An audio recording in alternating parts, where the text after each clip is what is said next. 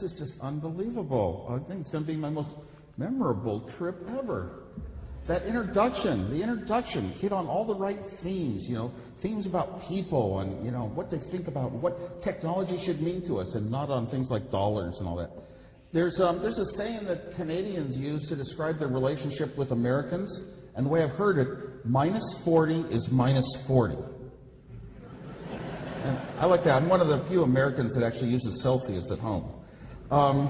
I figure I'm gonna, when I travel somewhere, I always like to eat at foreign restaurants. So I think I'm gonna eat at a foreign restaurant while I'm here, like maybe McDonald's. I grew up in a place called Silicon Valley, but it was called Santa Clara Valley back then. It was a real valley. It was kind of like this place, almost nothing developed, just orchards and trees as far as the eye could see, and you'd have to ride your bicycle through orchards to brand new schools that were being built and new housing developments going in and new stores over the years, but it was really vacant. And it had a few companies that started making transistors. Transistors were developed on the East Coast at AT&T, and then William Shockley flew to Mountain View, California, and set up Shockley Labs. And eventually, after failing to make a type of transistor, some of the engineers left and started companies like Fairchild and Rheem and Raytheon, and they were basically designing these new little transistors that would replace vacuum tubes, much lighter, much lower cost to make someday. And it was, what a great opportunity to actually grow up in this valley and see the development. Early inspirations, for all of us, they come to us in books when we're young. We watch TV shows, we watch movies. Here's the direction I want to go. Here are the things that are important to me. Here's what means a lot.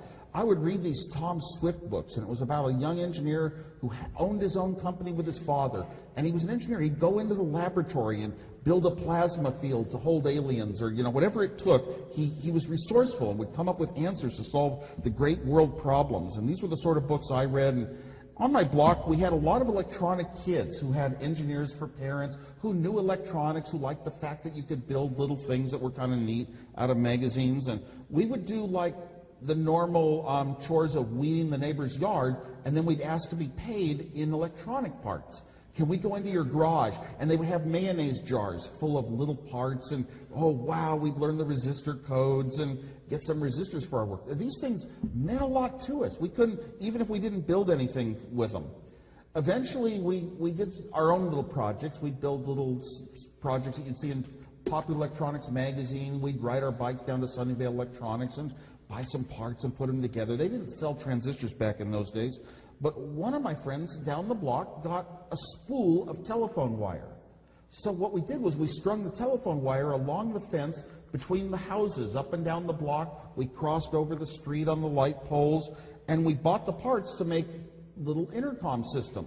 Carbon microphones and batteries and speakers and buzzers and lights, and we could push a button and wake our friend up with a light in the middle of the night. And we just loved building these little things. They were ours. We didn't talk to parents about it. We didn't get any money from it. We just benefited. It was motivating because we were rewarded by knowing we had done something neat that the other kids at school weren't doing.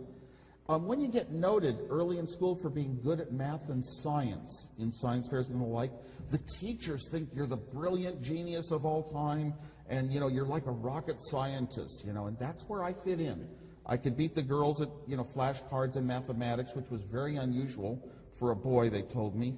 And my science fair projects were pretty major, instrumental, long projects that you work on for weeks or months to build, and got me noted. I accidentally discovered probably the most important thing in my life, a journal in our hall closet that talked about computers. My father was an engineer at Lockheed. He worked on missile systems, guidance systems, and the like. And he wasn't a computer engineer, but he had this one journal he brought home by accident or something, and it had articles that described the most incredible things, like TV screens that served as a memory device, and little ones and zeros, and how you could add ones and zeros, and things called gates that made logic decisions. Wow, I read this and I thought, this is so incredible. Back then, computers were unknown. They were huge things that filled up rooms, the IBM 1401. They were in the military. They were in research departments of great universities. But you never, ever encountered or saw a computer in your life. And all of a sudden I said, it was like rocket science. Beyond rocket science was computer science. And I said, these ones and zeros are as easy as addition. They're easy to use. A fifth grader can understand them. A 10-year-old can understand them. You don't need higher level math, geometry and trigonometry and calculus and differentials. All you need is to think logically. It was so incredible. And I decided this was the passion of my life. I wanted to do this thing, this computer thing, for the rest of my life. I didn't think I'd ever have a job doing it, because engineers designed televisions and radios, after all. They didn't design computers. In this journal, I found a thing called De Morgan's theorem. De Morgan's theorem told you how you could take these things called AND gates and these things called OR gates, and you could swap them around with some little other devices that changed zeros into ones back and forth. And it was almost like in the radio world, where you could design a circuit with inductors or with capacitors and switch them around. An inductor in series was like a capacitor in parallel. They had these equivalents, and I loved it. My dad was a great teacher. Taught me a lot about, life, values, strong ethics, that basically your word and your truth is who you are. He was very, very serious about that. But he never pushed any of us kids in his direction of electronics. I went down with him to work one day, and I saw him soldering some parts together and creating a little picture on a screen, and I thought, wow, that is so neat. I want to do that. I want to be like my dad. But if you asked a question, he would pull out the blackboard and teach you. He would explain how atoms were made and how many electrons there were for each element and properties of crystals and how transistors work, whatever the question was, to get to the next step. I was very lucky to have my dad. In about fifth grade, I read a book about ham radio operators solving a crime. At the end of the book, it said you can get a ham radio operator's license at any age. And I thought, wow, nobody in school knows about this stuff. You can send messages to another state, to another country. Nobody in school knows about this. Nobody does it. And you can't even get a driver's license until you're 16 years old. So I decided I was going to get a ham radio license because I was kind of shy, and by being different, that made me special. Well, I studied in a course, and I actually did get a ham radio license, and my parents gave me one Christmas a kit for a transmitter and a kit for a receiver.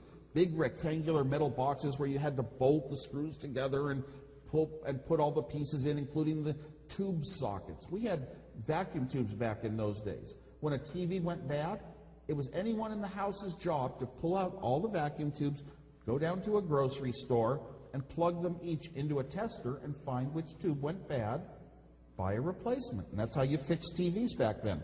Everyone did it, as strange as it sounds. I mean, today we can't fix anything at home. So I built my ham radio out of these tubes and little dials that I had to thread together. It took me weeks in cutting wires for the right length for an antenna on the roof, and I became a ham radio operator at about age 10.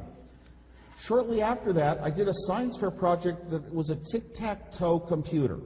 Tic-tac-toe is a game, and as you know, if you're smart enough, you can never lose tic-tac-toe. That is computer logic, too. That's logic. If there's two X's in the corners, you want to take the square in between them if it's available. It's logic. You can actually play every possible game of tic-tac-toe on paper and make a set of rules, a set of logic equations for each of the possible situations that can come up and what your move should be. Each one of those moves turns into what's called a computer gate. To make this project, way back around 1960, had this big piece of plywood, and I pounded nails in. Nails are metal. I could solder the leads of transistors, diodes, and resistors all over it. So this whole board got covered with transistors, each one of them representing one of those logic rules to play tic-tac-toe properly. And I didn't realize it at the time. I thought logic is so simple. You take a 1 and a 1, and the answer is a 1, kind of. That's sort